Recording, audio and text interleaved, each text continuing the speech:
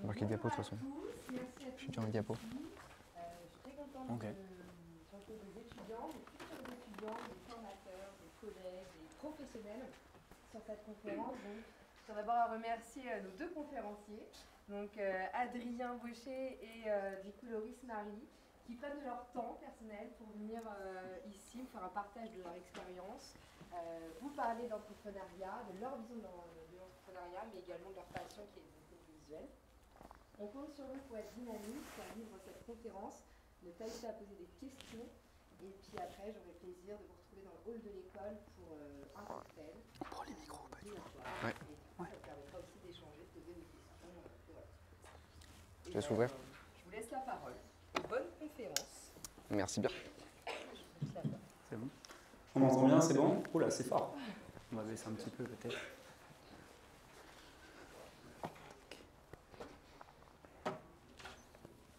Ça devrait être mieux un peu comme ça.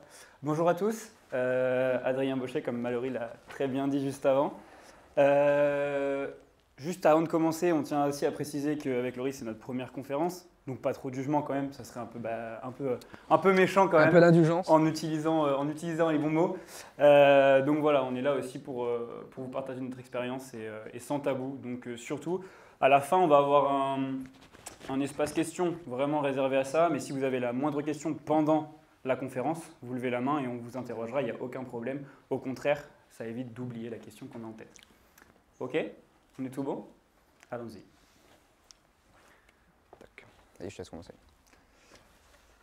Alors, dans cette petite heure qu'on va être ensemble, on va aborder différents sujets de façon plus ou moins en profondeur.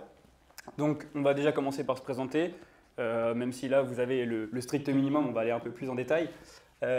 Ensuite, on va vous expliquer un peu comment on a commencé à faire notre activité, notre parcours, les réussites, mais aussi les échecs. Ça, vous le verrez, on en parlera après. Notre vision des choses, donc comme l'a dit Mallory, on a peut-être une vision un peu particulière de l'entrepreneuriat. Donc c'est aussi pour ça que c'est intéressant d'avoir les points de vue de chacun. On va vous montrer quelques réalisations. Si on vous montre tout, vous n'êtes pas rentré. Donc on en a choisi quelques-unes. Après, libre à vous d'aller voir ensuite sur nos réseaux, etc. Si ça vous intéresse plus. Et du coup, comme je vous l'ai dit juste avant, on finira par l'espace questions. Mais si vous voulez les poser pendant, vous avez le droit. Voilà. Alors, ça c'est ma photo de profil, pas de jugement, elle est vieille. Donc voilà, comme j'ai dit, je m'appelle Adrien, j'ai 20 ans, donc je suis vidéaste et photographe professionnel maintenant, depuis 2 ans. 2 ans, dont 1 an et demi à temps plein. J'ai eu la chance, en tout cas j'ai la chance à l'heure d'aujourd'hui de faire ce métier grâce au Covid. C'est assez facile à dire comme ça, mais s'il n'avait pas été là, je ne serais pas là aujourd'hui, je ne serais pas en train de vous parler. Même s'il a fait beaucoup de dégâts, il a aussi, en tout cas de mon point de vue, a eu des bénéfices dans plein de domaines. Donc voilà, j'épargne pas non plus les points négatifs, mais il y a quand même eu des points positifs. Donc je suis là grâce au Covid, qui m'a permis en fait d'un peu tout plaquer, y compris les cours, pour me lancer à temps plein. Étant encore à l'époque chez ma maman, j'avais pas d'obligations financières, etc. Donc je me suis dit, bon, on va essayer et on verra ce que ça donne. Si j'échoue, je retournerai en cours. Si j'échoue pas, on continuera. Et si je suis là aujourd'hui, je pense que c'est pour vous dire que je ne suis pas retourné en cours parce que ça a fonctionné. Même si, avant justement ce Covid, je m'étais quand même beaucoup renseigné pour faire des écoles autour du cinéma. Mais c'est justement grâce au Covid que j'ai pu un peu accélérer les choses. Sinon, je pense qu'à l'heure d'aujourd'hui, je serais probablement en école autour de l'audiovisuel. Donc voilà, pour une brève présentation. Et je vais laisser la parole à Loris. Donc bonjour à tous, moi je ne me suis pas présenté, je m'appelle Loris Marie, donc je travaille avec Adrien les 3/4 du temps, si ce n'est 100%. Je suis photographe, vidéaste et créateur de contenu, donc on bosse majoritairement pour des enseignes à but pour les réseaux sociaux, donc ça va être des marques d'automobiles majoritairement Ça peut être des marques de cosmétiques, ça peut être des marques de yachts. Il y a une grande diversité dans notre métier. Quoi dire, moi, j'ai commencé il y a 3 ans et demi à peu près. Donc comme Adrien, j'ai abandonné les études après divers échecs, on va dire. Mais ça rend service, hein. Donc je vous conseille, vous en tout cas, d'aller au bout, pas comme moi. Donc du coup, j'ai commencé à 3 ans et demi après les études. J'ai acheté un premier appareil photo, j'ai fait quelques photos, appris beaucoup avec YouTube. YouTube est une très bonne école. Et puis ensuite, quelques posts sur Instagram et tout s'est goupillé. Des demandes de contrat à droite, à gauche, et puis on en est là aujourd'hui, quoi. Donc on va vous parler vite fait, on va aller rapidement sur les débuts. Donc pourquoi on a commencé? Donc moi je vous ai évoqué l'idée que j'ai commencé en faisant des photos avec un premier appareil photo à faible prix. Donc derrière, en gros, une fois que j'ai posté toutes mes photos, mes réalisations sur Instagram, ça a commencé à prendre. J'ai proposé quelques prestations gratuites, du bénévolat à quelques enseignes pour essayer. Toujours avec un métier en parallèle, parce que sinon c'était très compliqué. Et puis de fil en aiguille, ça a pris. On a commencé à bosser avec des marques plus sérieuses, des gros groupes comme Mini, comme BMW. Et puis de fil en aiguille, on est là aujourd'hui, quoi. On fait la confiance en vous, on est très contents et on espère que vous allez prendre du plaisir. Je te laisse reprendre. Alors, celui-là ne marche pas? Non, c'est pas grave. Tiens. Alors, pour enchaîner par rapport au parcours, voilà, les débuts, c'est vrai que ça a été un petit peu comme Loris, on a tous commencé avec les moyens. Mais pour clôturer mon parcours, c'est vrai que j'ai commencé très jeune à prendre des photos, prendre des vidéos, même si c'était plus des photos à l'époque avec les moyens qu'on pouvait avoir à disposition. Après, j'ai commencé à faire mes premières photos avec une DSI, hein, pour ceux qui savent. Donc, on en est loin quand même. Mais c'est ça, en fait, j'ai toujours depuis enfant aimé prendre des photos, aimé prendre des vidéos. Et à l'époque, ça n'était pas du tout l'objectif d'en faire un métier. Au contraire, j'ai toujours été dans le flou dans ce que je voulais faire de ma vie professionnelle. Et c'est vrai que jusqu'encore il y a 2 ans, où j'ai eu mon bac ES, j'ai continué et en fait, j'avais pas d'objectif. Donc en fait, moi, ce que je peux vous conseiller, ce que je peux vous dire en tout cas, c'est que essayez d'avoir des objectifs si vous n'en avez pas. Parce qu'en fait, c'est ce qui va vous aider à vous développer vous-même, à développer aussi votre milieu professionnel. Et en fait, à partir du moment où j'ai décidé d'en faire, en tout cas d'essayer d'en faire mon métier, c'est là où en fait je m'en suis donné les moyens. Chose que je ne faisais beaucoup moins à l'école parce que je n'avais pas les objectifs pour. Donc en soi, si vous avez envie de faire quelque chose, faites-le à fond. Et c'est comme ça que vous verrez si ça fonctionne ou pas. Attends, je t'en prends juste. Je voudrais juste faire une parenthèse sur ce qu'il vient de dire. Vous pouvez allier plusieurs activités en simultané. Là, actuellement, vous êtes en cours, mais ça ne vous empêche pas. Adrien a commencé à 17 ans.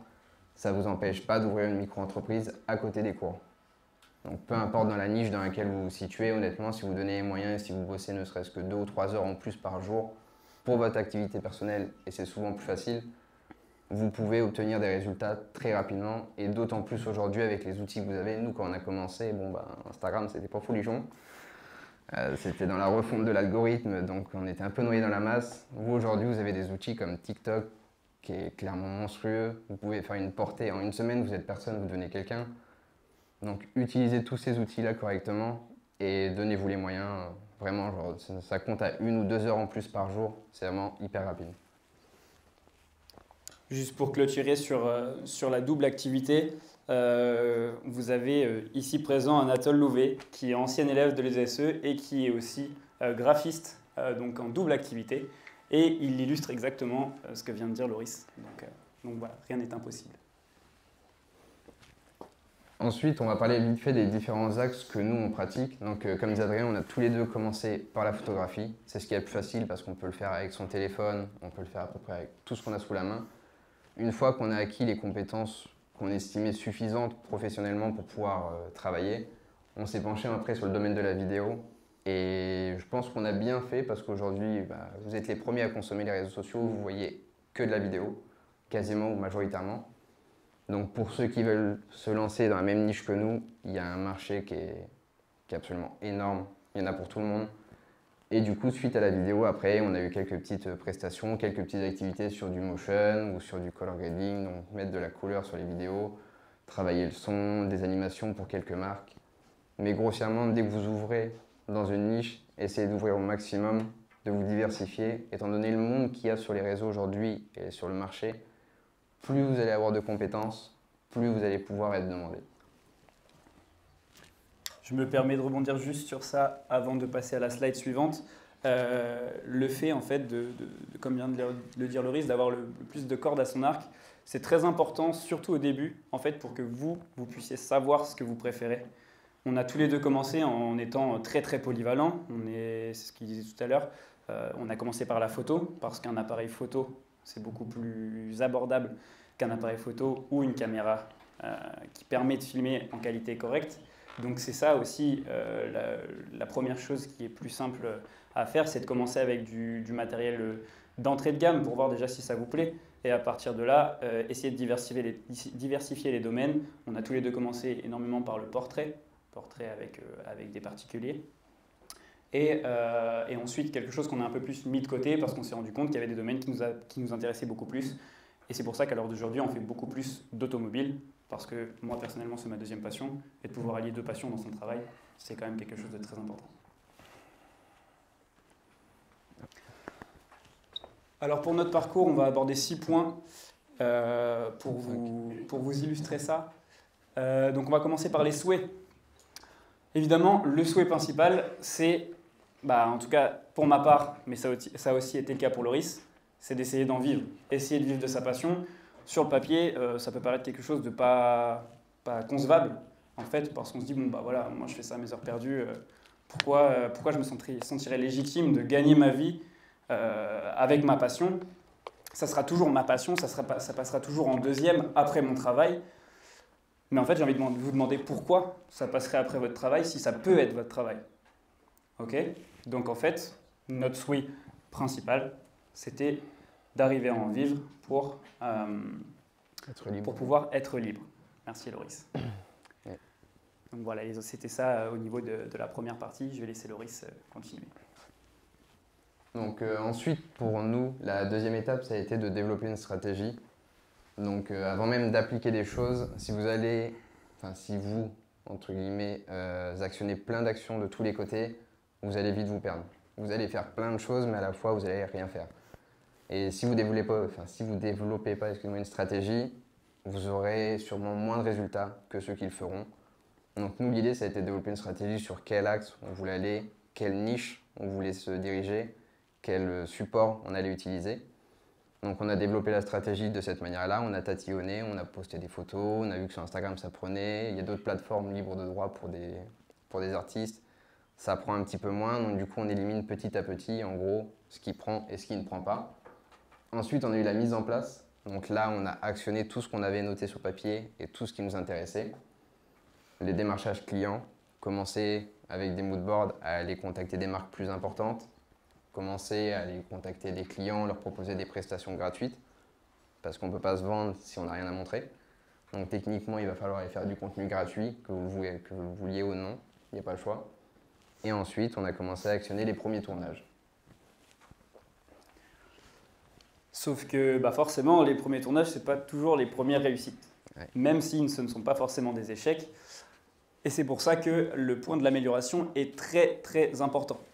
À l'heure d'aujourd'hui, si vous savez faire, peu importe la niche où vous êtes, si vous savez faire ce que vous faites, il va falloir toujours vouloir vous améliorer. Parce que, ok, sur le moment, ça peut être le top du top. Sauf que 3 mois, 6 mois, 1 an, 2 ans après, ça sera obsolète. Il faut rester toujours à la page, il faut toujours essayer d'être dans l'air du temps. On peut le voir par exemple avec la décoration d'intérieur. Si vous décorez votre maison comme en 1980, on va être un petit peu dans la mouise. Alors qu'en fait, ça reste le même métier, c'est juste qu'on reste dans l'air du temps. Et en fait, c'est un peu pareil nous dans notre domaine, c'est que les contenus qu'on savait faire il y a 2 ans, ce n'est pas du tout les mêmes contenus qu'on savait faire à l'heure d'aujourd'hui. Et peu importe le domaine où vous êtes, essayez de toujours faire mieux, toujours vous améliorer, parce qu'en fait, ça va être ce qui va vous démarquer des autres c'est ce qui va vous aider et vous laisser cette inspiration en fait qu'il faut entretenir. En fait, c'est pas quelque chose qui vient. Il y a des jours où on est beaucoup moins inspiré que d'autres, et c'est normal. Aussi dans nos domaines, on parle beaucoup de créativité. Il y a des jours où on n'a aucune idée et ça arrive, quoi. Sauf que c'est justement, si on se laisse abattre par ça, c'est un cercle vicieux et forcément, on n'arrive pas à en sortir. Donc voilà, avec le point de l'amélioration, c'est qu'au fur et à mesure des prestations, photos, vidéos, etc., il faut toujours essayer de s'améliorer, de corriger les erreurs, de toujours, voilà, je vais me répéter encore une fois, hein, mais de s'améliorer et ensuite de travailler sur comment se positionner pour plaire aussi aux clients qu'on va avoir, aux partenaires et à l'audience qu'on veut toucher. Je vais faire une petite parenthèse sur ce qu'il vient de dire. Quand il dit plaire aux clients, il faut savoir que je pense que dans tous les métiers, il y a des choses que vous allez faire que vous n'aimez pas. Même dans des métiers où vous êtes créatif et que vous travaillez pour vous, il y a toujours des tâches qui sont un peu barbantes, si on peut dire. Mais malheureusement, c'est la demande actuelle. Il va y avoir des clients qui vont avoir besoin de contenu pour nous d'un type précis, mais ça va être ennuyant à mourir. Malheureusement, on n'a pas d'autre mot à dire, ça a été décidé par l'ADA et on doit appliquer.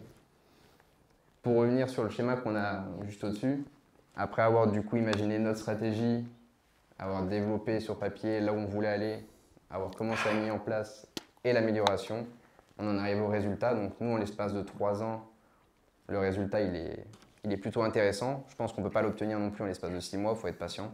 Le facteur temps rentre beaucoup en compte dans l'entrepreneuriat.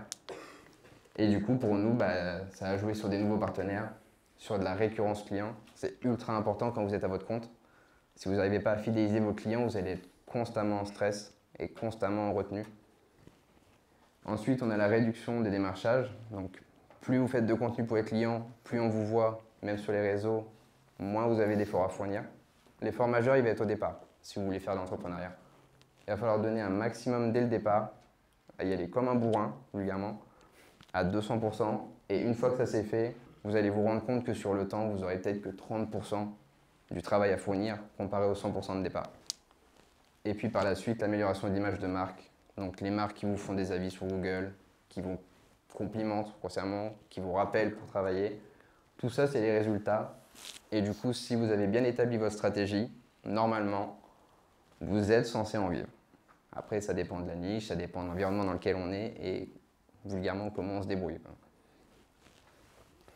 C'est sûr que vous essayez d'être banquier freelance, on va peut-être avoir des complications. Alors, comme on l'a dit juste avant, les premières réalisations ne sont pas forcément les premières réussites. Mais on va voir que la réussite, c'est important, mais ce n'est pas vital. Donc le premier point qu'on peut aborder, c'est d'atteindre les clients qu'on souhaite atteindre. Donc en fait, c'est ce que je disais tout à l'heure, vous allez avoir au début des clients qui ne vont pas forcément vous intéresser ou pas, ça ne va pas être forcément vos centres d'intérêt. Et c'est là, pour nuancer sur ce point-là, c'est qu'en fait, nous, au début, on travaille un peu pour tout et n'importe quoi, parce que forcément, il faut arriver à se lancer, il faut arriver à essayer de faire ses premiers contrats, donc ce qui est très important aussi. Mais justement, pour cibler ses clients, nous, on a commencé à cibler le domaine de l'automobile. Et c'est pour ça qu'aujourd'hui, avec ce ciblage, même si on n'a pas eu toutes les cibles qu'on a voulu, bien sûr, sinon ça serait trop simple. Mais à l'heure d'aujourd'hui, on travaille avec BMW, Mini, Volkswagen, Seat, et par des intermédiaires, Maserati, Jaguar, des concessionnaires et des marques automobiles en tout cas, qui sont plus que prestigieuses. Et c'est aussi très enrichissant de pouvoir travailler avec des grosses marques comme ça. Et en l'espace de 3 ans. En l'espace de 3 ans. Donc c'est possible. Je te laisse faire le deuxième point. Pour le deuxième point qu'on a mis pour la réussite, nous, c'est le trafic. Donc plus ça avance, comme je vous disais tout à l'heure, plus vous allez avoir de visibilité, donc souvent plus d'abonnés sur les réseaux. Il faut savoir qu'aujourd'hui, on voit beaucoup de gens avec une quantité folle d'abonnés sur les réseaux. Si vous voulez vous lancer, honnêtement, vous n'avez pas besoin d'avoir 15, 20, 100, 150 000 abonnés. Pour ma part, j'en ai 4 500, ça m'a suffi à bosser pour Maserati. Donc vous effrayez pas par rapport aux chiffres, honnêtement, c'est possible. De plus, on a les avis sur Google. Donc, on a des stars de Google ici présents, si vous avez besoin. Mais c'est très important quand vous lancez votre entreprise. Ça va vous permettre d'augmenter dans le référencement. Comme je vous disais tout à l'heure, plus vous augmentez, moins vous fournissez d'efforts. C'est la charge au départ. Et ensuite, du coup, le référencement, comme je viens d'expliquer, c'est ultra clé parce que ça vous réduit énormément les démarches. Si vous êtes premier sur Google, je pense qu'on est tous pareils. Quand on fouille sur Google, on ne va pas plus loin que les 4 premiers titres qu'on a. Donc honnêtement, si vous apparaissez dans les 2 premiers, c'est banco. Et justement, juste avant d'aborder le 3e point, on est les 2 premiers sur Google My Business si vous marquez Vidéascan sur Internet. Allez-y, allez voir, comme ça en plus ça nous fait encore plus de référencement. Des petites étoiles, tout ça là. Je spécifie bien, je veux pas de... My Business. Hein. Voilà, on est bien sur Google My Business et pas sur les sites web. Merci Soukai, merci. Donc voilà, pour continuer sur le 3e point, c'est la fidélisation. Loris en a parlé juste avant. L'entrepreneuriat, c'est quelque chose qui est à risque, sinon 100% de la population serait entrepreneur, et qu'il y a beaucoup de personnes qui n'aiment pas l'entrepreneuriat, simplement parce qu'il y a une instabilité, mine de rien. Et c'est pour ça que fidéliser ses clients à long terme, c'est très important. Parce que, ok, c'est bien d'avoir un contrat qui va être de tant d'euros, qui va vous faire un bon mois, mais si vous le faites une fois, vous allez avoir qu'un seul cachet. Ouais. Si vous faites un contrat avec une marque, pas forcément extrêmement rémunéré sur ce contrat-là, mais que ce partenaire, il vous apporte un contrat par mois, un contrat tous les 2 mois, et à la fin de l'année, on n'est pas sur la même somme. Et en fait, c'est ce qui va aussi vous permettre de décharger du stress. Parce que tout simplement, vous savez que vous allez avoir du travail avec cette entreprise ou ce partenaire et que vous déchargez un peu du stress sur l'instabilité financière. Donc, c'est ce qu'on peut dire sur la fidélisation, c'est qu'il faut être gentil avec ses partenaires, parce que c'est quand même important. Parce que si vous êtes, sans grossièreté, si vous êtes méchant avec vos partenaires, ils ne vous rappelleront pas. Si vous faites des contenus qui ne sont pas à la hauteur de leurs attentes, ils ne vous rappelleront pas. Donc c'est toujours donner le meilleur de soi-même pour les fidéliser et vous décharger du stress. Je reviens rapidement sur ce qu'il a dit.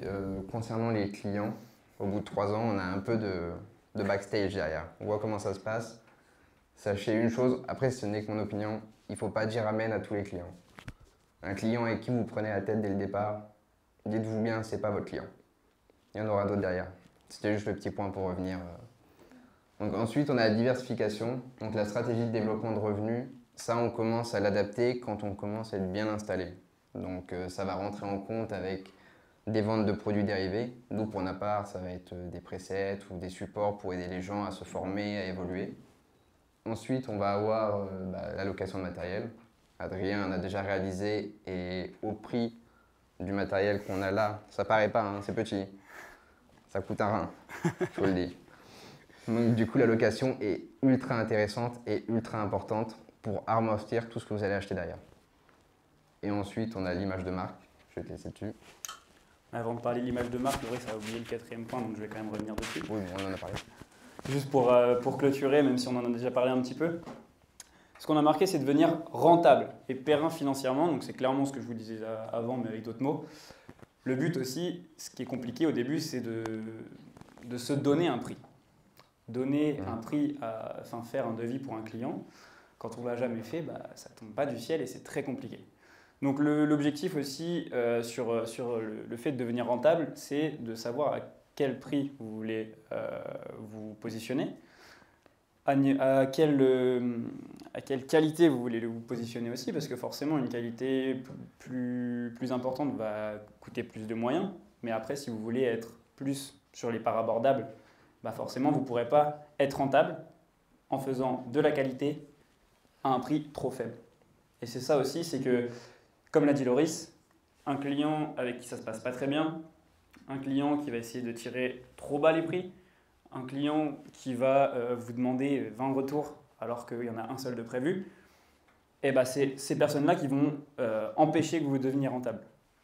À l'heure d'aujourd'hui, la rentabilité, c'est quand même important, surtout que bah, si on n'est pas rentable, bah, on ne paye pas nos factures, quoi. Donc c'est un peu compliqué.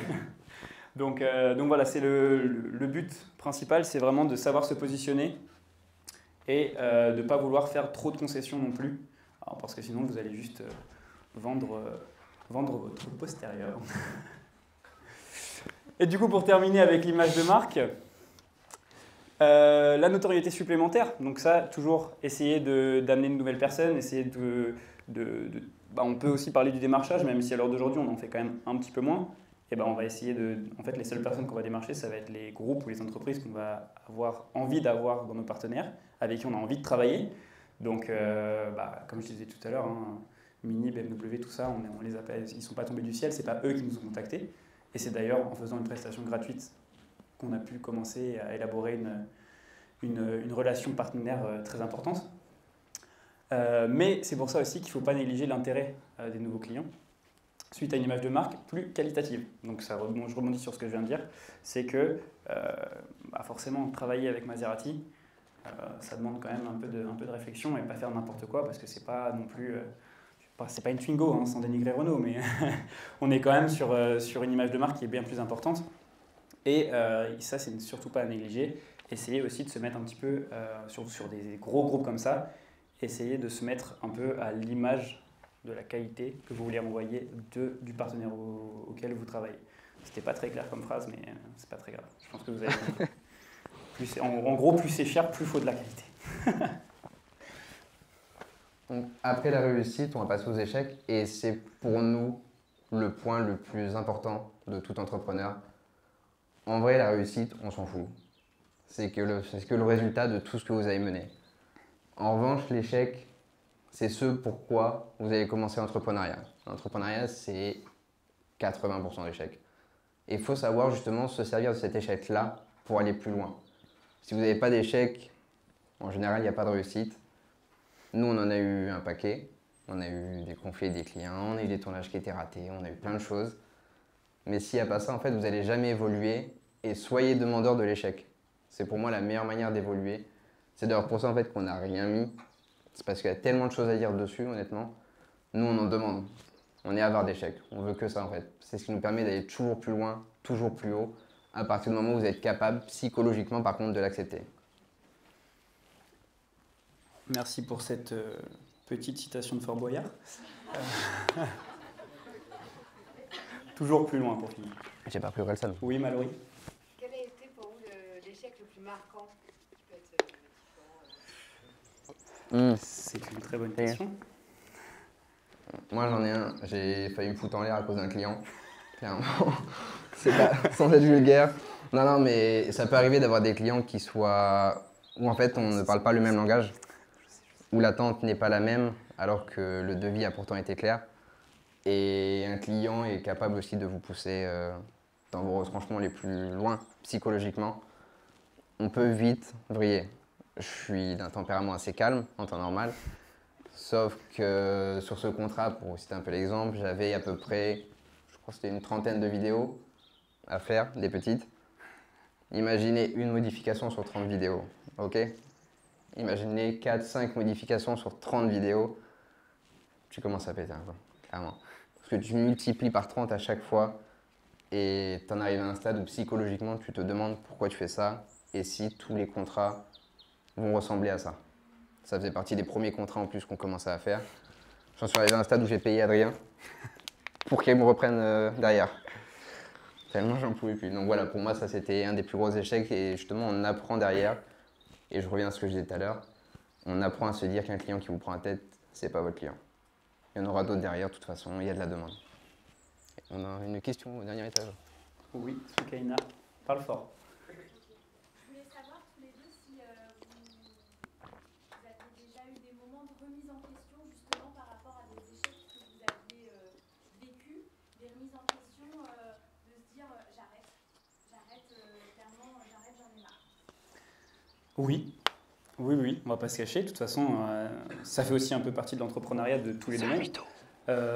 Mais c'est sûr que On a des moments avec un peu plus de creux que d'autres, forcément. Il y a la période, suivant la période de l'année qui influe, mais il y a aussi le fait de produire quelque chose dont on n'est pas satisfait. Ça, Loris l'a dit un peu au début de la conférence. Et en fait, c'est quelque chose qui n'est pas simple à gérer, surtout au niveau de la motivation aussi, parce qu'en fait, si on n'a pas de clients, on n'a pas d'argent, on ne fait rien en fait. Et c'est quelque chose où, même quand on est en bas, il faut toujours essayer de trouver les moyens pour remonter la pente, parce qu'en fait, sinon, on ne la remonte pas et justement, on arrête. Donc oui, on s'est déjà posé la question, en tout cas moi personnellement, mais j'ai jamais arrêté. C'est ça la différence, et c'est ça aussi qui va faire la différence pour vous, si vous souhaitez vous lancer. C'est qu'il faut toujours relever la tête, même si vous vous sentez au plus bas, vous n'êtes jamais au plus bas en fait. Parce qu'il faut toujours se donner les moyens, et ça je vais le répéter jusqu'à la fin, il faut toujours se donner les moyens. Est-ce que j'ai répondu à ta question ? Juste pour finir au niveau des échecs aussi, on a tendance avec Loris à faire quelque chose qui va certainement vous surprendre, mais on a tendance à vendre quelque chose qu'on ne sait pas faire. Ça peut paraître bizarre dit comme ça, sauf qu'en fait, le fait de vendre quelque chose qu'on ne sait pas faire va nous obliger à savoir le faire et va nous faire prendre des risques, parce qu'en fait, on a aussi une part de nous qui nous dit on va peut-être pas y arriver. Mais à l'heure d'aujourd'hui, en 3 ans, on l'a beaucoup fait de vendre quelque chose qu'on ne savait pas faire et ça ne nous a jamais porté préjudice. On va toucher du bois et de la peau de singe. Mais pour le coup, c'est quelque chose de très important. Essayez de vendre quelque chose que vous ne savez pas faire parce que vous allez être dans l'obligation de le faire. Et ça va être la différence en fait de se dire je vais me faire une petite vidéo pour moi histoire d'avoir un truc à montrer quand je vais démarcher mes clients. Oui, c'est vrai, il faut le faire. Mais si vous vendez une prestation que vous ne savez pas faire, en fait, vous allez être obligé par l'obligation de résultat. Et vous allez avoir la pression du client en fait qui va être là pour vous obliger à le faire. Parce que sinon on dit je vais le faire demain, je vais le faire demain, je vais le faire demain et puis je le fais pas. Et si on le fait pas, en fait, ça rejoint le cercle vicieux de tout à l'heure, c'est que on descend. Et quand on est en bas, c'est beaucoup plus dur de remonter la pente que quand on est à mi-hauteur. Donc voilà, essayez de proposer quelque chose que vous ne savez pas faire pour vous obliger à savoir le faire. Avec les moyens d'aujourd'hui, avec Internet, YouTube, etc., c'est beaucoup plus simple. Donc maintenant, on va passer à la vision. Du coup, ça rejoint un peu ce que disait Adrien sur la vision qu'on peut avoir, nous, de l'entrepreneuriat. Il faut savoir qu'on s'est lancés tous les deux très jeunes. Adrien a commencé à 17 ans, donc c'est très très jeune. Mais on a tout de suite pris en fait l'entrepreneuriat comme un jeu. Il faut dédramatiser le côté adulte de l'entrepreneuriat. C'est sûr qu'on traite de l'argent. Après, ça dépend des sommes. Mais ça reste de l'argent en fait. Ça rentre, ça va, ça vient. On en dépense, on en reçoit. Il faut se dire que faut le voir comme un jeu, je pense. Ça dédramatise tout et ça rend en fait l'entrepreneuriat super simple. Enfin, super simple. Vous allez avoir des galères, il n'y a pas de doute. Mais en tout cas, vous les prenez de manière plus légère. Et pour revenir sur notre vision, du coup, on l'a classifié en 3 parties. Donc les difficultés, le travail et la passion et la liberté. Moi, je vais commencer d'abord par les difficultés. L'entrepreneuriat, on le sait, c'est beaucoup de sacrifices, beaucoup d'heures passées à travailler, beaucoup d'heures supplémentaires comparé à ce que les gens font habituellement. Le 35 heures, on peut oublier, ça c'est sûr et certain. La fatigue.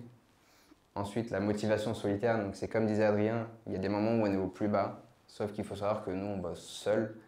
Donc on est chez nous tout seul. Donc si on n'est pas capable de se secouer soi-même, ça peut être compliqué l'entrepreneuriat. Donc il faut une base déjà un peu solide psychologiquement et savoir se rattacher à des petits repères qui peuvent vous booster dans la journée. Moi pour ma part, je regarde quelques vidéos que j'ai habituellement qui vont me redonner goût en fait et me redonner la raison pour laquelle je fais ce métier. Et ensuite, l'instabilité financière. Donc, on l'a dit, l'argent, ça rentre et ça ressort. Mais on ne va pas se mentir que quand on a des factures à payer et qu'on n'a pas le capital, on serre un peu les fesses. On va pas se mentir. Et ça, du coup, c'est un facteur, si on est capable de l'assumer. Honnêtement, la chance vient toujours au bon moment. On arrive toujours à boucler le mois, c'est très rare qu'on soit en difficulté. Il y a une opportunité qui va peut-être arriver en fin de mois, qui va vous sauver peut-être pour les 3 mois à venir. Si on travaille, c'est une histoire de karma, moi j'y crois. Et je pense que plus on fournit, plus on a de chances de recevoir. Et donc du coup, cette instabilité peut paraître très gênante, alors qu'au final, bah, ça va plus devenir une adrénaline pour vous, ça va vous stimuler et ça va vous permettre d'aller beaucoup plus loin. Pour continuer sur la vision de notre entrepreneuriat qu'on a, c'est sûr que, comme je l'ai dit tout à l'heure, hein, c'est un peu l'association travail-passion. Donc, c'est bien, mais voilà, comme l'a dit Loris, il ne faut pas compter ses heures. Pour nuancer là-dessus, on peut faire des grosses semaines, ou des grosses journées en tout cas. Mais pour autant, quand vous voulez vous libérer du temps, on va l'aborder juste après sur le dernier point, et il y a personne, il y a votre employeur, il ne sera pas là pour vous dire non, tu taffes jusqu'à 18h et tu pars pas. Là, si tu as envie de prendre une pause, tu sais que soit tu charbonnes un petit peu plus avant, soit tu charbonnes un petit peu plus après, mais tu peux te dégager le temps que tu as envie de te dégager. Donc pas d'horaire. Moi, je suis un peu team, je me lève pas très tôt.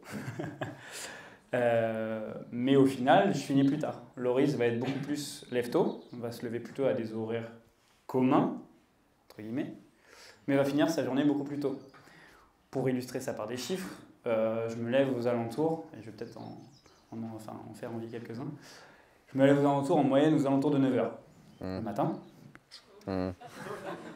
Voilà. Par contre, je peux facilement travailler jusqu'à 19h. Là où Loris va peut-être se lever à 6-7 heures, Ouais, max. voire 5 heures quand il est déter. Ouais. Mais à 16 heures, sa journée est terminée. Oui, c'est pas avant des fois. Voilà, c'est ça. Et en fait, vous pouvez arranger vos horaires comme vous le souhaitez. Il y en a qui vont être plus productifs le matin, il y en a qui vont être plus productifs l'après-midi, il y en a qui vont être plus productifs la nuit, il y en a, c'est pas notre cas, mais il y en a. Et si vous voulez travailler, si vous voulez vous lever à 15h, même si c'est absolument pas... je ne le conçois pas, mais si vous voulez vous lever à 15h, commencer à travailler à 16h, mais travailler jusqu'à 3h du mat, donc soit si vous voulez le faire, vous pouvez. Ok ? Votre employeur ou votre école ne vous dira pas t'as raté quelque chose, puisque tu l'as fait en fait au final. Et pour respecter aussi les horaires, encore une fois, il y a aussi les deadlines, les dates limites qu'on va avoir avec les clients. Tant qu'on la respecte, si on a travaillé le jour et la nuit, le client il n'est pas censé le savoir. Et puis au final, il s'en fiche puisqu'il a son livrable en fait. Donc pour les horaires, voilà. Mais il ne faut pas avoir d'excuses non plus parce qu'en fait, surtout quand c'est votre seule activité, donc vous allez peut-être un peu plus l'avoir quand vous avez une double activité, mais quand vous êtes à temps plein, vous n'avez pas d'excuses en fait. C'est votre seule activité, donc si vous ne travaillez pas, c'est juste que vous avez la flemme. Il faut dire les choses aussi. Et c'est un peu, je pense que moi je peux l'associer à ça, c'est quand j'étais encore à l'école, c'était les devoirs. Les devoirs, voilà quoi. Souvent le sac restait fermé et à l'heure d'aujourd'hui d'ailleurs, c'est quelque chose que je sais pourquoi je ne faisais pas mes devoirs, c'est parce que je n'avais pas d'objectif, comme je vous ai dit tout à l'heure. Et d'ailleurs, ce que je détestais le plus, c'était travailler à la maison, parce qu'en cours, je le suivais quand même, c'était pas un problème non plus. Mais dès que je rentrais chez moi, pour moi, c'était fini, les cours, ça restait au lycée, au collège, peu importe. Et ce qui nuance en fait avec ça, c'est qu'à l'heure d'aujourd'hui, je travaille à 80% chez moi en fait. Si le reste, c'est les tournages, donc c'est forcément à l'extérieur, même s'il y a des tournages qui peuvent être faits à la maison. Et au final, ça se passe bien, puisqu'on fait ce qu'on aime. Et c'est encore une fois ce qu'on aborde, c'est toujours faire ce qu'on aime. Mais vous n'avez pas d'excuses, parce qu'on rejoint encore ce qu'on a dit tout à l'heure, on se répète en fait, on parle beaucoup je crois. Ouais. Le fait d'arriver à se motiver soi-même, c'est pas simple. Et c'est pour ça aussi qu'il faut essayer de bien s'entourer.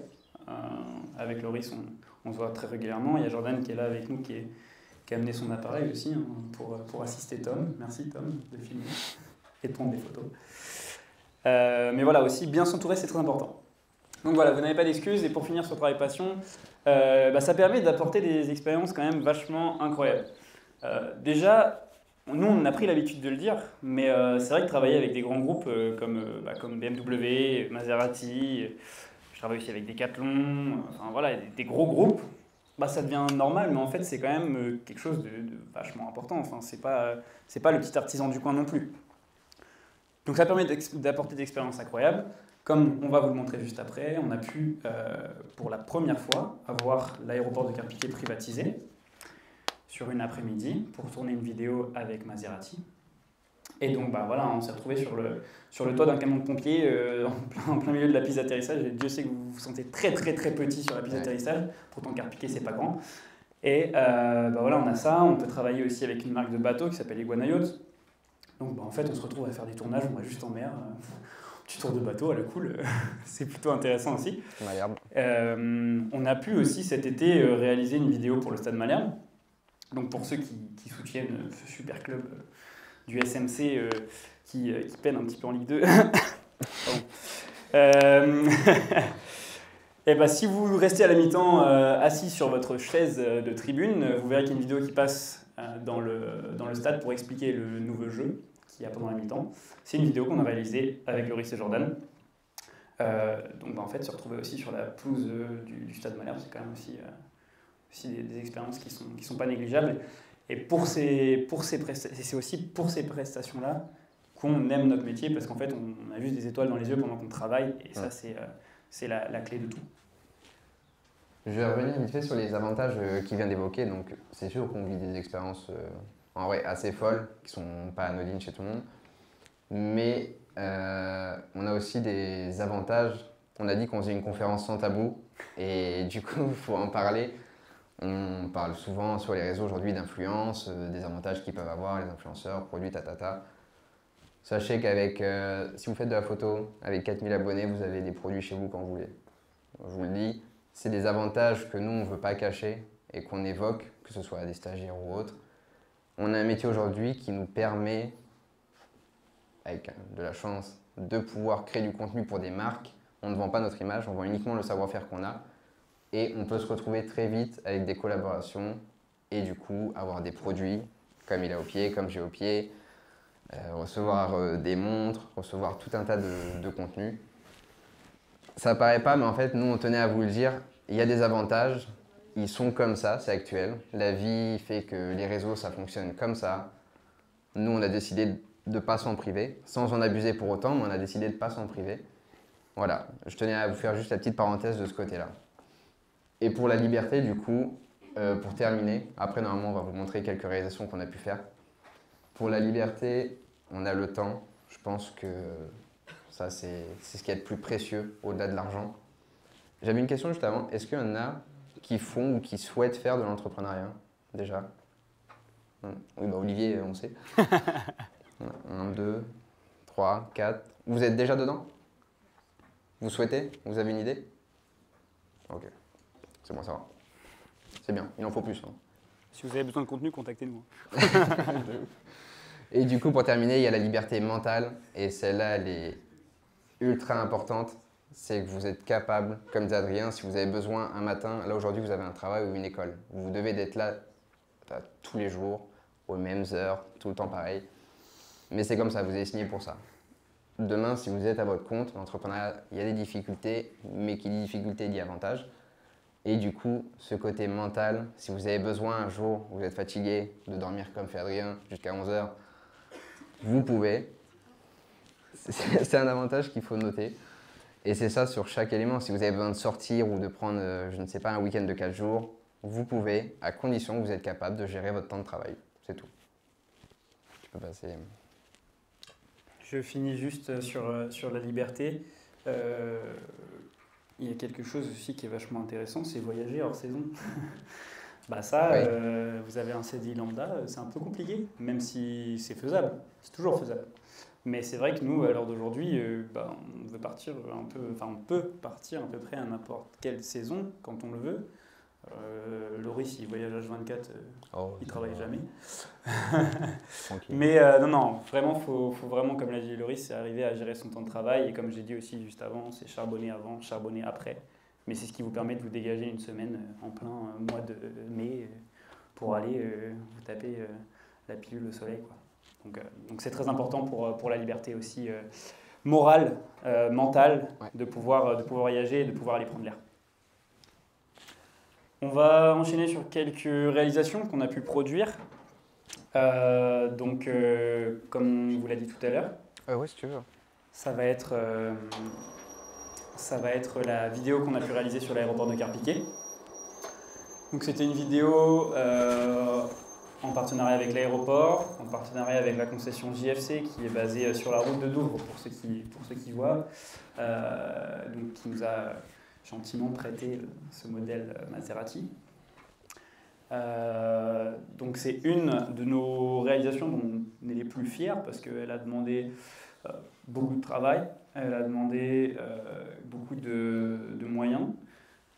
Et même si cette vidéo commence un petit peu à dater, c'était mai 2022, je crois, donc il y a un an. Savoir que c'est un domaine, la photo-vidéo, dans lequel vous pouvez évoluer très très très rapidement, parce que, comme on le disait tout à l'heure, on a commencé par la photo. Moi, quand je me suis lancé, j'avais pas un appareil photo qui me permettait de faire de la vidéo. Il me permettait que de faire de la photo. Et j'ai acheté mon premier appareil photo en novembre 2022. Je crois, 2021, je sais plus, je me perds. Ouais, peut-être, je sais plus. Bref. Concrètement, j'ai commencé à faire des vidéos une fois que j'ai pu avoir ce boîtier-là. Boîtier, appareil photo, c'est la même chose. Et ben en fait, ce tournage-là, il a été tourné 6 mois après que j'ai commencé à faire de la vidéo. Donc certes, on était 2, mais on est quand même sur une production dans laquelle on est toujours fiers à l'heure actuelle, même si à l'heure d'aujourd'hui, il y a des choses qui nous plaisent moins parce que on s'est beaucoup évolué en un an. Mais c'est aussi pour nuancer sur le fait que vous pouvez aller très très très très vite. Ça dépend aussi des acteurs avec qui vous allez travailler, mais aussi si vous vous donnez les moyens. Et comme Loris a parlé beaucoup de chance depuis le début, mais la chance ça se provoque. Il ne faut pas attendre qu'elle tombe du ciel, même si ça peut arriver. Si vous attendez, il ne va rien se passer. Alors que si vous allez la chercher, et on peut l'associer nous au démarchage en fait, c'est que si on n'avait pas fait en sorte d'aller chercher cette chance, on n'aurait pas pu réaliser cette vidéo. Okay, et on a quand même été, je le rappelle, les premiers à l'avoir fait sur l'aéroport de Clerpiquet. Niveau satisfaction, on est quand même assez élevé de se dire que, et d'ailleurs je crois qu'à l'heure d'aujourd'hui, on est encore les seuls depuis un an à l'avoir fait. Et ça rejoint les expériences incroyables qu'on peut avoir dans notre travail. Donc on va vous laisser avec la vidéo et enjoy it.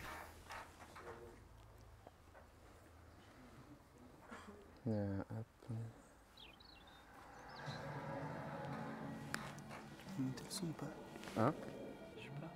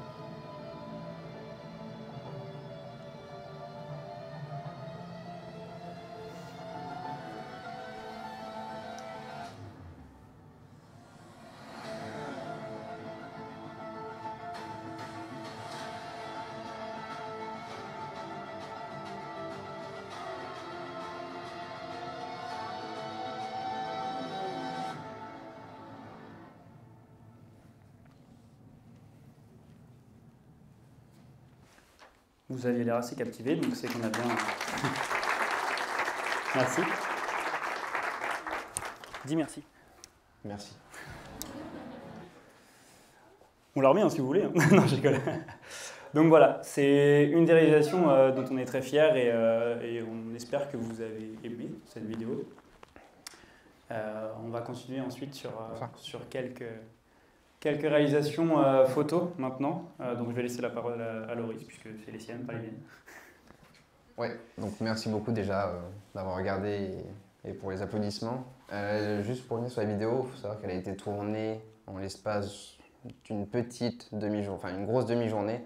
Donc c'est possible de faire des choses, on va dire, jolies et agréables en peu de temps. Ça a été tourné, je reviens vite fait sur le matériel, s'il y en a qui sont intéressés. Ça a été tourné avec ce matériel-là. Donc c'est un Sony A7 IV, c'est les derniers boîtiers de Sony qui sont sortis dernièrement. Et un stabilisateur. Donc le matériel le plus simple possible d'un point de vue professionnel. Pour revenir sur les photos, donc on peut retrouver les photos qui ont été réalisées donc en bas à gauche sur l'aéroport justement de Carpiquet. On a la photo, comme vous avez pu voir sur la vidéo également, de la Maserati qui roule et celle en haut à droite, je ne sais pas si on voit très bien d'où vous êtes, c'est une photo qui a été prise car l'aéroport nous avait réservé une grue. Donc Adrien et moi sommes montés sur la grue du coup à, je sais pas, 10 mètres, 15 mètres, je ne sais pas trop combien on était. Celle qui sert à nettoyer les avions, pour information. C'est elle ouais, qui sert à nettoyer les avions, de manière à pouvoir prendre des photos. Donc voilà, ça c'est des expériences quand on est photographe qui sont quand même assez folles et assez intéressantes. Et sur le reste, on peut retrouver quelques réalisations. Donc ça c'est du contenu un peu différent réalisé pour BMW en bas à droite, Mercedes juste en dessus, Bentley, une Maserati encore à l'aéroport et la dernière pour BMW. Et le reste, c'est les photos d'Adrien, donc je lui laisse sa parole. Donc là, pareil, hein, comme je vous le disais, associer passion et passion, c'est bien, c'est assez cool. Donc voilà, on a encore quelques photos Maserati, hein, bien sûr. Donc vous voyez celle qui est au centre. On est petit sur l'aéroport, je vous le disais tout à l'heure. Et encore, là, c'est qu'une photo. Vous avez celle qui est aussi en haut à droite, hein, ça fait clairement un peu photo magazine. Et j'en suis assez content. Enfin, on en est assez content parce qu'il faut savoir aussi que les photos Maserati, étant donné que c'est un projet qu'on a fait tous les deux, mais il y avait tellement de contenu qu'en fait on les partage. Donc en fait, sur celle qui... Et Olivier qui était là aussi, c'est vrai, pour faire des photos de nous. Merci Olivier. Il était là avec nous sur le tournage, dans le Kangoo sur la piste d'aéroport. donc voilà, en fait, c'est des fois, on est sur certains projets où j'arrive mal, oui. Sur certains projets où en fait, que ce soit l'un ou l'autre qui a pris la photo, en fait derrière ça va être notre post-production et c'est une part du travail qu'on arbore avec, avec beaucoup d'importance parce que beaucoup vont négliger cette part. Donc la post-production, pour ceux qui ne savent pas, en photo c'est tout ce qui va être la retouche, donc la retouche colorimétrique, enlever les éléments qu'on veut enlever pour que ce soit plus clean, etc. Et en vidéo c'est tout ce qui va être montage, étalonnage au niveau des couleurs, travail du son qui est très important. Donc là, si vous n'avez pas vraiment eu l'impression qu'il y avait un travail du son, c'est qu'on a bien fait notre travail. Ouais. Donc voilà, c'est quelque chose qu'on néglige pas du tout. Et on est quand même sur des photos, en tout cas dans ce cas-là, où il y a beaucoup de travail en post-production.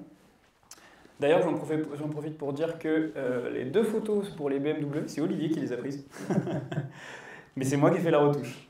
Voilà. Donc, les motos. Oui, les motos, les BMW motos. Ensuite, là sur les dernières... je passe pendant que je parle comme ça. Ah bah tu m'as dit ensuite. Voilà, sur les derniers projets en date, vous avez les deux photos intérieures plus la photo de la Porsche. Là, clairement, ça c'est un projet qui date d'il y a un mois, donc qui est beaucoup plus récent. Mais voilà, comme on le disait tout à l'heure, là, par exemple la BMW que vous avez tout en haut en bleu, ça fait partie de nos partenaires fidèles. Comme BMW Moto d'ailleurs. Ouais. Donc on rejoint toujours la fidélisation client pour notre travail. Tu avais une question, Mallory? Oui, c'est vrai. Concernant le projet Maserati, j'aimerais. Est-ce que vous pouvez nous en dire plus sur comment ça s'est fait, sur le temps où Maserati peut-être vous contacte et avec un cahier des charges, etc. et à partir de quel moment vous commencez à faire le tournage, et également sur un point de vue créatif. Comment vous êtes venu à cette idée-là? Est-ce que Maserati avait un cahier des charges assez précis en disant on souhaite l'aéroport de Carpiquet, ou est-ce que vous avez dû proposer peut-être des scénarios et se dire des lieux de tournage, on voit ça comme ça? Sur le projet Maserati, c'est assez particulier parce qu'à la base, on passe par un intermédiaire que vous ne voyez pas, qui est en noir juste ici, qui s'appelle Frédéric, qui est un passionné d'automobile et qui est justement en contact avec le concessionnaire JFC qui nous fournit le véhicule. Et du coup, il se trouve que ça a été bouclé en 3-4 jours. Ils avaient besoin de quelqu'un rapidement. On ne peut pas bloquer l'aéroport quand on veut. Donc eux, ils avaient déjà au préalable vu avec l'aéroport comment faire. Et il faut savoir que quand on tourne à l'aéroport, on n'a qu'une heure et demie. Parce qu'ils ne peuvent pas bloquer avec les avions qui arrivent, c'est clairement impossible. Ça a été un tournage assez compliqué, honnêtement, parce que tous les plans que vous avez vus sur les maisons, c'est pareil, ça a été tourné. Clairement, il n'y avait pas de script. Ça a été tourné chez un inconnu, chez qui on a tapé à la porte le moment même, parce qu'il avait une belle maison. Il n'y avait aucun script. Ça a été fait vraiment à la volée. Et après, tout le reste, bah, c'est ce que disait Adrien, nous, on porte un attachement à la post-production. Donc en fait, on a monté les compétences le plus possible en post-prod de manière à avoir plus de souplesse s'il nous manque des choses, pour retravailler, remodifier, etc. Et du coup, une fois arrivé à l'aéroport, ben, on se retrouve devant l'aéroport, donc nous, avec la voiture d'Adrien, le Kangoo. C'est peut-être le meilleur lieu qu'il ait vu de sa vie. On se retrouve avec un agent de sécu chacun, parce qu'il faut savoir que sur l'aéroport, vous ne faites pas 1 mètre sans qu'on vous l'autorise. C'est un enfer. On avait le droit de... On a tourné quoi, 1h30, donc on avait le droit de répéter peut-être 2 ou 3 fois les plans maximum. Mais c'est très compliqué. Et en plus, comme vous avez vu, ils avaient également réservé des avions de voltige. Donc c'est pareil, ces personnes-là, elles n'ont pas prévu de bloquer leur journée pour vous. Donc vous n'avez pas le droit, c'est des projets où vous n'avez pas le droit à l'erreur, où il faut mitrailler en plan pour être sûr de ne manquer de rien. Donc je ne sais pas si j'ai répondu à ta question, mais en gros c'est un projet qui est non scripté pour le coup, contrairement à d'autres qu'on a pu réaliser avec Olivier aussi. C'est un projet qui est non scripté et là c'est la débrouille. Tu prends ton courage et puis tu vas. Avoir cette vision-là pour les étudiants et, Ouais. et leur montrer des fois. Ouais, complètement, bien sûr. Pour nuancer. Et justement, là, pour nuancer sur ce que dit Loris, il n'y avait pas de script ni rien, mais ça n'empêche pas de sortir quelque chose de convenable. Et comme on le disait tout à l'heure, ça, on l'a vendu sur le papier, on ne savait pas le faire. On ne savait pas le faire, surtout avec le facteur temps qui nous manquait. On a essayé de gratter un peu de temps pour essayer d'avoir un peu plus de temps de tournage, un peu plus de préparation, ce qui n'a pas du tout été possible. Donc on a dû s'adapter et au final on a quand même réussi à sortir quelque chose qui nous plaît, même si il y a eu des impératifs dans la vidéo qui ont dû être introduits, qui nous plaisaient pas forcément. Mais comme on le disait tout à l'heure, il faut faire des concessions, et pas des concessions automobiles. Merci pour cette blague de merde. Mais voilà, ça n'empêche pas en fait que vous pouvez faire des bonnes productions sans forcément avoir de script, mais on vous conseille, en tout cas dans la niche, si c'est pas forcément la même que nous, de toujours préparer. À l'heure d'aujourd'hui, on prépare beaucoup plus nos tournages. Là encore aujourd'hui, j'ai été faire quelques images pour un architecte. On fait une vidéo de présentation d'un cabinet et on a beaucoup plus préparé le tournage en amont, on avait notre liste de plans, etc. Et donc c'est une préparation importante. Oui, Daniel. Moi, je me demandais, au total, en temps, ça vous a pris combien de temps, que ce soit de la préparation, le tournage, le montage? Pour Maserati? Oui, pour cette vidéo. Et bah pour Maserati, on a été prévenu peut-être une semaine à l'avance. À peine. Donc entre le moment où on nous a dit on peut peut-être faire ça, et le moment où on a tourné, ouais, grand maximum une semaine. On s'est mis quelques idées en tête, en fait, comme le disait Loris, hein, sur la motivation, il a quelques vidéos qu'il regarde pour s'inspirer. On a essayé de s'imprégner un petit peu de ce qu'il faisait déjà pour avoir un peu plus d'idées, parce qu'on avait très peu de temps pour avoir nos propres idées, même si au final c'est comme ça que ça s'est fait sur l'instant T. Ouais, grand max une semaine avant. Et après, je vais laisser la parole à Loris, que c'est lui qui a fait la post-production de ce projet. Ouais, déjà, tournage même, il faut compter 6 heures, je crois à peu près. 6-7 heures en tout. Total ou par personne? Non, en tout. En tout. Ouais, 6 heures, on a 6 heures, on est deux et on se débrouille. Voilà. Et il faut savoir qu'il faut bouger de lieu aussi. Il faut l'emmener sur l'aéroport, revenir pour faire des plans sur la route, etc. Donc il faut quand même calibrer. Donc tu comptes 6 heures de tournage. Et post-prod, tu grinces des dents. Hein. Si tu factures à l'heure, je pense que tu es à peu près à 4 ou 5 jours, sans compter les retours. Parce que bon, ils n'ont pas eu beaucoup de retours, hein. Ils n'étaient pas exigeants. Mais on a pu voir sur la vidéo, à la fin, il y a un triptyque qui apparaît. Ça, nous, on n'en voulait pas. Parce qu'on trouvait que ça abîmait un peu le reste de la vidéo. Eux, c'était une exigence, on l'a mis. Tu vois. Mais il faut compter au moins 4 jours full de post-prod, de montage. Parce que le travail du son, comme disait Adrien, si vous l'avez pas trop, ça vous a pas interpellé, c'est que ça marche. Mais il y a 12 ou 13 pistes sonores en simultané. Donc ça, moi je suis pas un ingé son, donc j'apprends aussi sur le moment à faire ce genre de choses. La colorimétrie c'est pareil, il faut compter au moins, je pense, 7, 8, 9, 10 heures de colorimétrie. Grand minimum. Donc ouais, c'est un projet tu vois, qui prend pas mal de temps. Mais par contre, derrière, quand vous réalisez ce type de projet pour vous, c'est génial d'un point de vue CV. Vous avez une force de frappe qui est monstrueuse. Et pour revenir d'ailleurs justement par rapport à ça, le fait que nous, on a décidé dès le départ d'attaquer des gros poissons, des grosses marques. Tout à l'heure, je vous expliquais que vous pouviez collaborer avec des marques si vous avez peu d'abonnés ou quoi que ce soit. Faites-le, parce que sur votre CV, avoir bossé avec des marques, même si vous avez fait ne serait-ce qu'une photo, ne serait-ce qu'une story, vous avez bossé pour cette marque-là. Et le fait de le faire psychologiquement pour les clients qui vont vous regarder, ils vont se dire « Ah ok, ils ont bossé avec ça ». Et vous allez gagner 60-70% du contrat déjà, juste parce qu'ils ont pensé que vous avez travaillé avec telle personne. C'est psychologique. Nous, c'est ce qu'on a fait. On a bossé avec Mini, BM, on a eu Maserati. Aujourd'hui, les gens, il y a un facteur réassurance qui est immédiat. Dès qu'ils arrivent sur notre site, ils voient les partenaires, ils ne se questionnent pas, sans même avoir vu le contenu qu'on ait pu créer. Donc du coup, voilà. J'ai fait un échappatoire, excuse-moi, mais grossièrement, ça demande du temps. On résume, ça fait temps total 6 jours de travail peut-être. Au moins, ouais. 4-5 jours de post-prod, Ouais, une journée de tournage. c'est ça. Peut-être une journée de pré-production, Ouais, grossièrement, c'est ça, ouais. une petite semaine. Tout à fait. En vendant des choses qu'on ne sait pas faire. Toujours pareil. Paolo, vous avez une question? Ouais, j'avais une question, c'était par rapport, donc là c'est carrément sur la post-production, c'était au niveau de la musique, parce que je vois que c'est monté en fonction de la musique. Comment elle a été apportée? Est-ce que c'est la marque directement qui a imposé le truc ou... Ah non, ouais, j'ai pas soulevé ça. On a été en totale liberté sur ce projet. On a eu la chance de pouvoir faire ce qu'on voulait. Après, il y a eu les retouches, mais la musique, ils n'y ont pas posé de problème. Parce que c'est du libre de droit, donc déjà, il n'y a pas de souci. Et de deux, ils voulaient juste une ambiance un peu intense, un peu pesante. Donc la musique, non, on n'a pas eu de problème. Ça, c'est moi qui l'ai choisi. Et puis après, les effets sonores, là, c'est plus une prise de tête. Enfin, moi, je suis pas un G-son, je sais pas s'il y en a qui ont déjà travaillé du son ici, mais ça fout la migraine rapidement, quoi. Est-ce qu'il y a d'autres questions, peut-être Ouais, c'est Adrien. Vous bossez souvent tous les deux à deux. Adrien.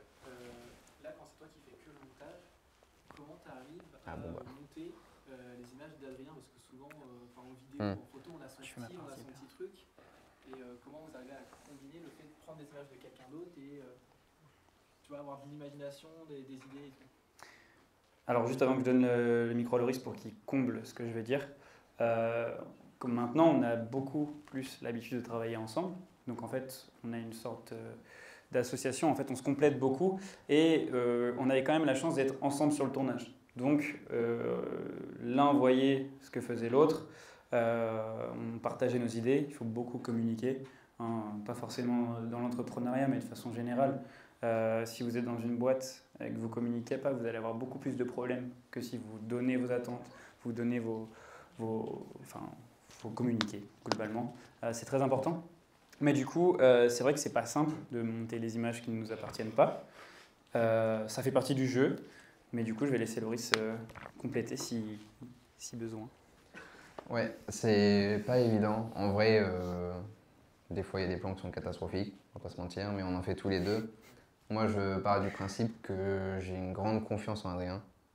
Il me suffit en fait juste d'avoir un plan correct. Je ne demande pas qu'il fasse la lune, parce qu'on sait qu'on a une deadline qui est importante, on sait qu'on est dans le rush, on ne peut pas faire des miracles.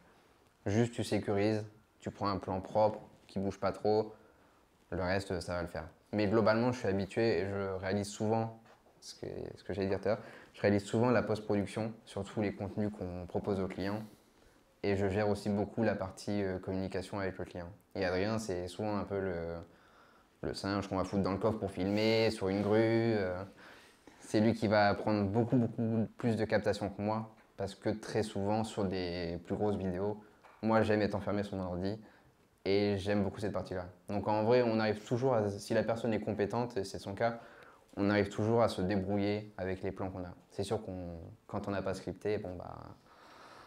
On va pas se plaindre non plus si on n'a pas ce qu'on veut, quoi, techniquement. Mais en vrai, non, ça se fait. Et puis souvent, on fait des doublons. Adrien va prendre un plan et moi, je vais le prendre juste d'un angle différent. Ce qui permet, au cas où, s'il y en a un qui est en échec, d'avoir un secours. Et si jamais les deux sont réussis, dans ce cas, c'est full parce qu'on peut se promener entre les plans et c'est génial. Je vous passe juste, excusez-moi, je vous passe juste les autres photos comme ça pendant qu'on fait les questions. Tiens, regarde. Je te mets Étienne. Mais on ne fait pas que de l'automobile, c'est ce que je disais tout à l'heure. On a beaucoup de diversification, surtout au début. Maintenant, on commence à se spécialiser, mais on prend toujours aussi d'autres projets qui nous intéressent beaucoup. Donc voilà, en haut à gauche, vous avez une des photos qui a été faite avec la marque de bateau avec laquelle on travaille. Donc on parlait tout à l'heure où on va juste se promener en mer. J'en profite pour dire, et encore par rapport à l'association, que la photo a été prise par Jordan, qui est juste là. Ce n'est pas moi qui l'ai prise, mais il faut rendre à César ce qui est à César. Mais par contre, c'est moi qui fais la post-production. Après, voilà, on peut faire aussi du mariage, parce que l'été, mine de rien, les vacances... c'est cool, mais les boîtes aussi, elles sont en vacances. Donc, si les boîtes sont en vacances, on a beaucoup moins de travail. Et du coup, ça permet aussi de compenser un petit peu ce manque financier qu'on peut avoir sur les 2 mois, juillet-août. À savoir que on est sur des mariages en général, souvent de personnes qu'on connaît, de loin ou de près, même si on peut faire des mariages d'inconnus, il n'y a pas de souci. Mais ça rejoint aussi le fait de ce que disait Loris tout à l'heure, c'est que si vous vous entendez pas bien au début avec eux, ça sert à rien de forcer la chose. Si moi j'échange avec des futurs mariés et que je vois que le feeling passe pas ou quand je les rencontre ça passe pas, je vais pas donner suite parce qu'en fait ça sert à rien de se forcer à produire quelque chose dont vous n'avez pas envie parce qu'en fait ça va faire que dénigrer ce que vous pouvez faire. Donc voilà. On va pouvoir aussi nuancer ce que disait Loris tout à l'heure sur le fait de pouvoir bénéficier d'avantages en travaillant avec des marques. Vous voyez à droite une photo d'une paire de chaussures. Alors j'ai pas travaillé avec Mike, mais je travaillais avec une marque qui fait du custom de chaussures. Donc voilà, je l'ai pas fait. D'ailleurs j'aurais pu, mais j'aurais pu demander une paire aussi en plus du projet.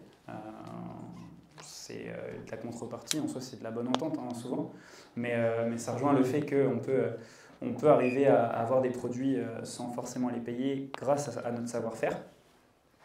Vous avez aussi au milieu Decathlon, je l'ai mentionné tout à l'heure, on est à Mondeville, c'est une photo qui date de l'année dernière. Voilà, Decathlon en vrai c'est aussi cool quand vous y allez que quand vous travaillez pour eux, parce que c'est vraiment pas... C'est la famille. Ouais, c'est ça, c'est la famille, comme dit Loris. C'est vraiment pas de prise de tête avec eux, et c'est très important d'avoir des partenaires comme ça. Et on va aussi, je vais pouvoir finir sur celle où on voit Loris qui est en train de se servir un petit verre de vin à la cool.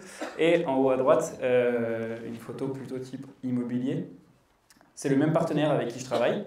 Donc il y a un concept de tiny house, donc pour ceux qui ne savent pas, c'est des logements insolites dans des toutes petites maisons qui font 20 mètres carrés grossièrement, là qui sont en pleine nature. Et aussi ça permet que là on est vraiment en train de se dire sur la photo, on travaille. Et c'est pas pire le travail en fait. Donc manger un petit peu, boire un verre sur un coucher de soleil, ça fait aussi partie de notre travail et ça rejoint aussi les expériences incroyables qu'on peut vivre. Donc voilà ce qui peut être aussi très intéressant dans notre métier. Je vais vous laisser les quelques photos qu'on a réalisées. D'ailleurs, il y en a une d'Olivier qui est juste en haut à droite. On était ensemble quand on a réalisé, c'est pour la marque de Monde du coup qui nous a envoyé les modèles en échange. Je vous laisse les photos, juste je reviens si jamais il y en a qui ont des questions. On a terminé nous notre diffusion, donc s'il y en a qui ont des questions sur l'entrepreneuriat, même sur l'argent, il n'y a aucun tabou dans cette réunion, donc vous pouvez y aller au contraire, argent, mental, travail, psychologique, tout ce que vous voulez. Ouais. Quel conseil, là, avec votre expérience aujourd'hui, vous donneriez à un débutant pour trouver rapidement son premier client?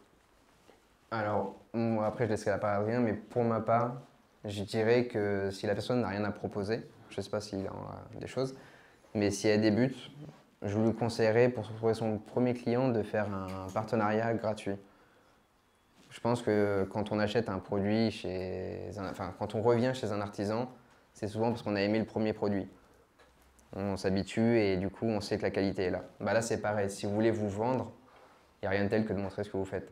Donc le conseil en or, je dirais, c'est de faire une prestation, qu'elle soit légère, juste un avant-goût, mais de faire une prestation gratuite.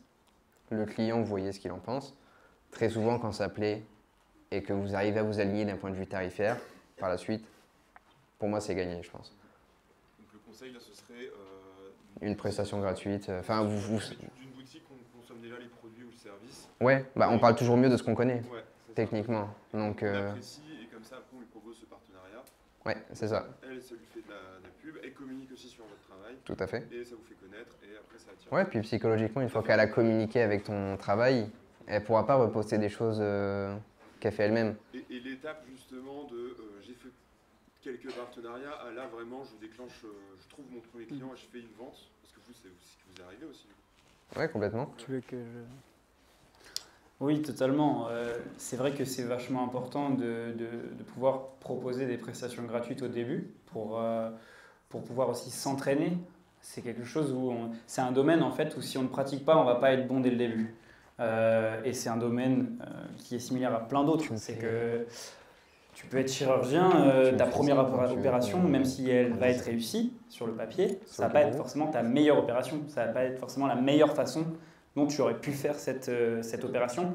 Et c'est un peu pareil dans notre domaine. C'est que ce qu'on vous montre en fait, c'est loin d'être les premières photos qu'on a pu réaliser parce que forcément, et ça rejoint ce qu'on disait aussi tout à l'heure, c'est le fait de l'amélioration, c'est qu'il faut toujours s'améliorer, toujours essayer d'aller faire mieux. Et le fait de commencer par de la prestation gratuite, en fait, ça vous oblige à vous entraîner et le fait de pratiquer, c'est la meilleure façon d'apprendre. Et ça te fait un mood board. Et en plus, ça permet d'avoir des contenus à montrer pour démarcher de nouveaux clients, là, rémunérés. Et donc commencer à facturer ses premiers devis. Tout à fait. Vas-y. Là-dessus.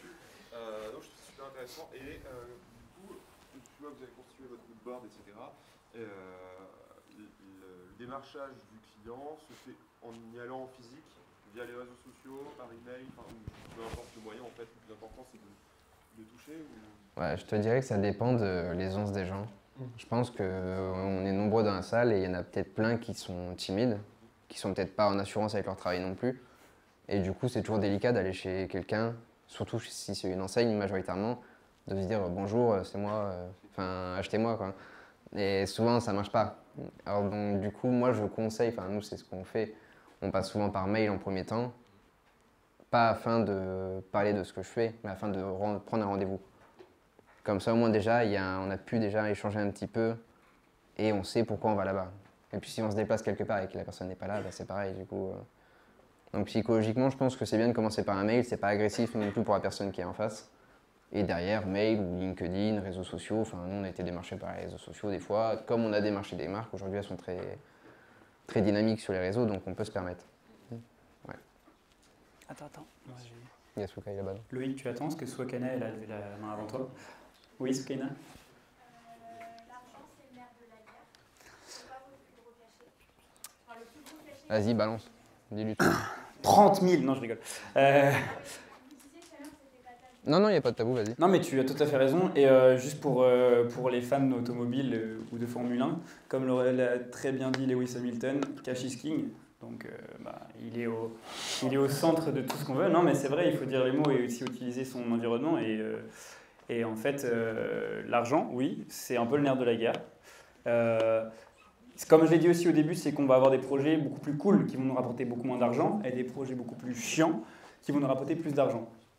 Je prends l'exemple, là, j'étais en tournage à Paris lundi, mardi pour filmer un événement sur des conférences autour de Microsoft. Donc sur le papier, ça peut paraître cool.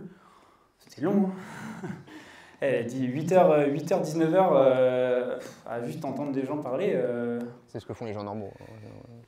Et c'est très long, surtout à 8h, 19h. Et puis qu'après, tu reprends le train pour rentrer à Caen. Donc voilà, quand je disais aussi pas compter ses heures, ça en fait partie. A contrario, Maserati, même si ça peut être quelque chose que T'as vous pas donné pensez, ton prix. oui d'ailleurs, si j'ai pas donné mon prix, là par exemple, pour Paris, c'était un truc chiant. Pour une journée et demie de tournage, sachant que j'étais que sur du tournage, pas sur de la post-production, j'étais aux alentours de 1 400 €. Donc voilà, ça permet aussi de vous situer un petit peu, sachant que ça fait partie, en tout cas moi, je le ressens comme ça fait partie des contrats bien payés. Oui. Parce que j'aurais pu faire exactement la même chose avec un autre acteur pour beaucoup moins d'argent. Ça dépend aussi du client, ça dépend aussi des moyens qui sont à disposition. En revanche, là, c'est une boîte de production avec laquelle je travaille qui est située à Nice, enfin à côté de Nice. Donc je m'entends très bien avec eux et c'est pas, pour eux, c'est pas le plus gros problème. Donc voilà. A contrario, Maserati, même si vous pourrez penser le contraire, on n'a pas pris un centime. Ça a été une vidéo Bénévolat. bénévole, totalement, une prestation gratuite. Sauf que derrière, cette vidéo-là, il y a beaucoup de personnes qui l'ont vue, surtout dans le domaine de l'automobile. Et en plus, nous, c'est ce qu'on veut, donc c'est top. Donc voilà, ça permet de nuancer avec ça. Et pour parler de revenus, sans forcément parler sur une prestation, là, j'ai parlé de 1 400 € pour 2 jours de travail. Ok, c'est pas tous les mois. Non, c'est sûr. C'est pas toujours aussi simple. On peut avoir des mois beaucoup plus compliqués. En moyenne, sur un ordre de grandeur, en fait, on va pouvoir faire des petits mois autour de 1 000 €. Parce que là, je vous dis 1 400, mais c'est pas 1 400 dans ma poche. Il y a les déclarations, il y a les impôts, etc. Donc, on va déjà être plus proche des 1 000 € déjà que 400. J'en donne beaucoup déjà, donc m'en enlève pas trop. Mais sur les plus petits mois, on peut être aux alentours de 1 000 €. Mais dans notre cas, avec Loris, on a pu monter jusqu'à 7 000 à 8 000 € sur un mois. Après, ça dépend aussi de la charge de travail, ça dépend de la demande, ça dépend de tout ça. Mais en fait, c'est un peu les montagnes russes. Et il ne faut pas vouloir vivre au-dessus de ses moyens parce que justement, dans les mois où c'est plus compliqué, et bah, là, on a un peu la goutte sur le fond. Et il faut savoir, Soukaï, que nous, on est en bas de l'échelle. On n'a que 3 ans d'activité et on travaille majoritairement à échelle régionale. Ça arrive d'aller à Paris. Mais imagine du coup quelqu'un qui est à échelle nationale ou internationale, tu peux te faire des cachets annuels, enfin des chiffres d'affaires, non pas du bénéfice, mais des chiffres d'affaires dépassant sans souci les 100 000 € annuels, en individuel. Donc c'est un métier, si tu travailles bien et dur, tu peux gagner ta vie correctement. Je pense. On a bien répondu à ta question. Loïc, tu avais une question? Ouais, au niveau de vos ambitions, vous voyez-vous dans 5 ans, 10 ans? C'est une très bonne question. À Bali. À Bali, mais que l'hiver, quand il fait froid ici. Non, je rigole. Quoique, je rigole peut-être pas tant que ça en fait, je sais pas. À savoir que moi, personnellement, je vais laisser la parole à Loris pour qu'il parle aussi de sa personne, parce que là, on parle de quelque chose d'un peu plus personnel. Donc, je ne vais pas parler pour nous deux. Où est-ce que je me vois dans 5 ans, 10 ans? Eh ben, c'est une bonne question. Moi-même, je ne saurais pas vraiment te répondre. À savoir que je fais ce métier-là aujourd'hui, même si j'ai envie de garder un pied. Je pense que dans 10 ans, je ne ferai plus ce métier-là. Parce qu'on est aussi dans une société à l'heure d'aujourd'hui où il y a c'est beaucoup plus facile, entre guillemets, par les codes d'entreprendre. Il y a 50 ans, ça n'aurait pas été possible. Déjà pas dans ce domaine-là, parce qu'il n'y avait pas tout ça. Mais l'entrepreneuriat est beaucoup plus accessible qu'avant. Et donc, je pense que j'irai essayer d'aller voir un peu à droite ailleurs. Dans l'idée, moi, ce que j'aimerais bien, en tout cas, à l'heure d'aujourd'hui, c'est pouvoir monter une boîte de production, donc sans forcément être aussi actif que maintenant. C'est pour ça que je te disais garder un pied dans le domaine, mais de pouvoir me diversifier dans des choses que j'aurais envie. Donc, pourquoi pas l'automobile concrètement, l'immobilier aussi, c'est quelque chose qui m'intéresse beaucoup dans le sens où je peux faire de la rénovation parce qu'avec mon papa, il a pu m'enseigner pas mal de choses sur la rénovation, donc c'est un domaine qui m'intéresse beaucoup. Mais comme on l'a vu aussi tout à l'heure, c'est de pouvoir diversifier ses revenus. Donc diversifier ses revenus, ça ne veut pas forcément dire diversifier dans la niche où on est. C'est diversifier tout court. Et donc, c'est aussi la liberté de pouvoir diversifier ses revenus, d'avoir des revenus passifs, de se dire, mon objectif, ça serait un jour, à 40 ans, de me dire, bon bah voilà, j'ai l'argent qui tombe, je profite en fait. Et c'est un peu, je pense, tout souhait d'entrepreneur, même s'il y en a qui ils le verront pas du même œil, mais en tout cas, moi, c'est mon point de vue. Et donc pour conclure sur où est-ce que je me vois dans 5-10 ans, dans 5 ans, peut-être que je serai encore là, peut-être que j'aurai mon entité, donc ma société, parce qu'à l'heure d'aujourd'hui, on ne l'a pas spécifié, je crois, mais on est en auto-entreprise, donc, ce qui facilite aussi beaucoup les choses. Mais voilà, peut-être avoir une boîte de production et me diversifier. Voilà, pour répondre à ta question. Je vais laisser Loris y répondre pour lui. Donc d'un point de vue ambition, c'est assez compliqué parce que pour ma part, je vis beaucoup au jour le jour. Ceux qui sont proches de moi le savent. Et il suffit que j'ai une lubie pendant un moment et je vais m'y attacher et je ne vais pas la lâcher. À court terme, J'aimerais arrêter un petit peu de réduire la post-production que je fais pour faire plus de travail sur la colorimétrie et pourquoi pas peut-être intégrer un peu plus le marché du cinéma derrière. À long terme, l'étranger, à coup sûr. Enfin, à long terme, on espère dans 3 ans, 4 ans maximum. Mais pour ambition d'aller vivre au Canada et partir d'ici. Il y a trop de mauvaise humeur en France, donc besoin de voir des ondes positives et c'est un métier où il y a beaucoup de créativité. Enfin, c'est un pays où il y a beaucoup de créativité aussi, où les vidéastes y sont reconnus. Les plus grands de notre domaine sont américains ou canadiens. C'est pas anodin. Donc du coup, ouais, à long terme, Canada et à court terme, peut-être toucher un peu à la colorimétrie pour le cinéma ou ce genre de choses. Enfin, toujours apprendre des choses qu'on ne sait pas faire. Je prends plus la parole pour vous dire si vous avez d'autres questions, on pourra se les poser à côté. Je pense qu'on peut y aller. Je vous invite à aller au buffet qu'on a juste derrière. Je pense qu'on peut applaudir Loris à Et merci beaucoup.